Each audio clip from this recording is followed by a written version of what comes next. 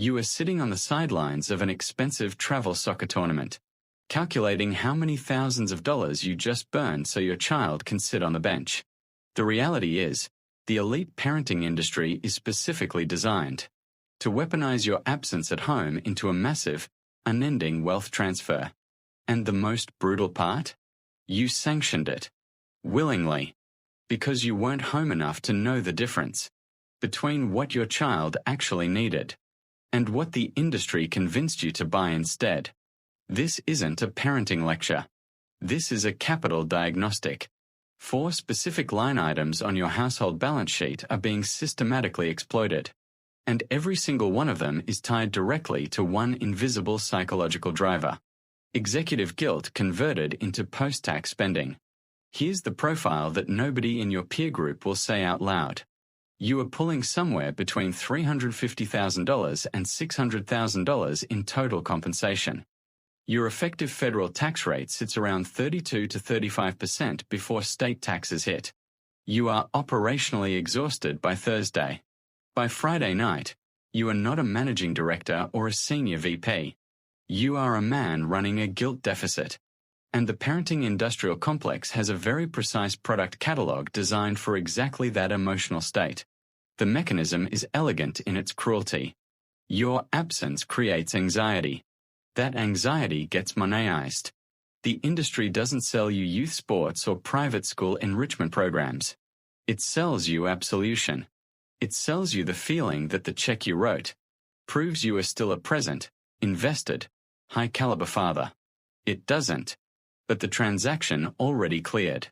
The average high-earning professional father in a dual metropolitan market is now spending between $80,000 and $140,000 annually in after-tax dollars on what the industry broadly classifies as child development investment. That number is not education tuition alone. That number is the aggregate of 4 specific cost categories that function, structurally, as a status tax, with zero equity upside. A single elite travel soccer or lacrosse commitment, club fees, tournament registrations, equipment, travel, hotels, runs between $12,000 and $28,000 per child, per year. If you have 2 athletically active children, you are looking at $24,000 to $56,000 annually in post-tax dollars, meaning the gross income you had to generate to fund that number, at a 37% marginal rate, is between $38,000 and $88,000 of raw earnings, evaporated into sideline bleachers and hotel breakfasts. The statistical reality is unambiguous. Fewer than 7% of high school athletes receive any athletic scholarship. Fewer than 2% go on to play at the Division I level. The probability that this $56,000 annual expenditure produces a scholarship offset is not an investment thesis. It's a lottery ticket dressed in a team jersey. What it does produce, consistently, is social proof among your peer group at the sideline. That's the actual product being purchased. Day school tuition at elite private institutions across New York, Boston, Chicago, and Los Angeles now ranges from $48,000 to $72,000 per child, per academic year. For 2 children, that is $96,000 to $144,000 annually. None of it tax-deductible. All of it post-tax. All of it recurring. Here's the structural problem. Private school decisions made at kindergarten level are socially almost impossible to reverse by middle school. You've locked in a recurring post-tax liability that escalates roughly 4 to 6% per year, compounding alongside your mortgage, not alongside your assets. The question no one asks at the enrollment meeting: what is the actual outcome differential this institution provides versus a high-performing public school? Net of the capital deployed. In most metropolitan markets, that differential is negligible on standardized academic outcomes. What isn't negligible is the network signaling value, which, again, is a status purchase, not an educational one. This next category operates below conscious awareness, which makes it the most insidious leak on the balance sheet.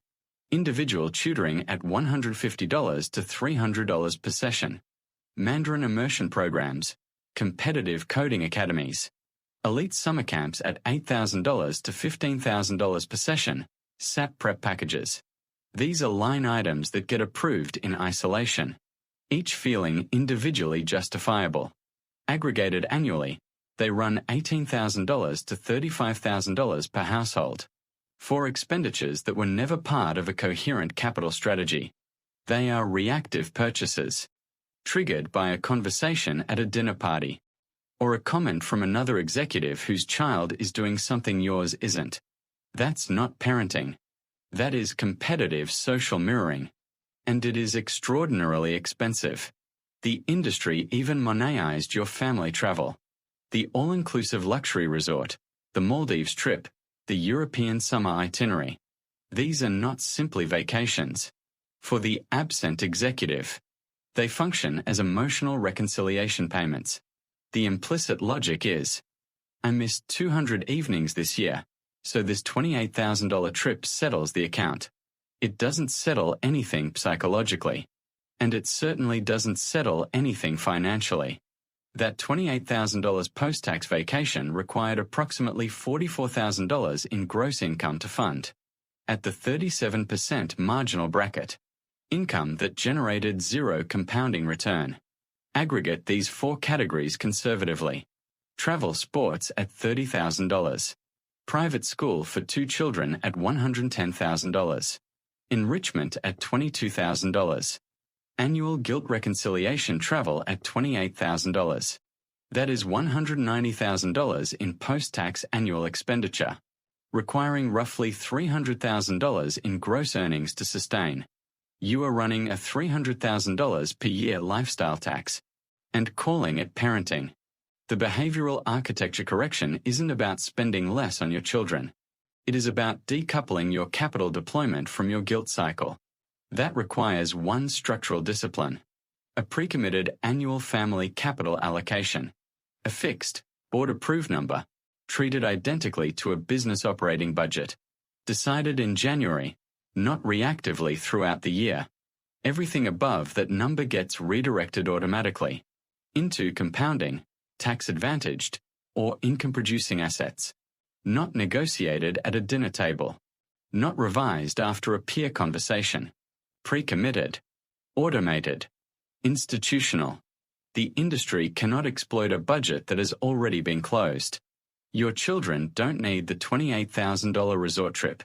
They need a version of you that isn't financially hemorrhaging, under the weight of a status war you never consciously agreed to enter.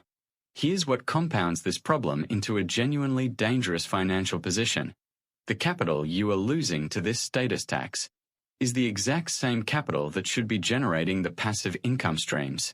Your compensation alone will never build. The brutal mechanics of why high salary earners remain structurally dependent on their W-2, even at peak earnings, are already mapped out in complete detail. Click the video on your screen right now. And let's pull back the next layer to dissect how passive income on a high salary is being systematically blocked by the same post-tax drain you just identified here.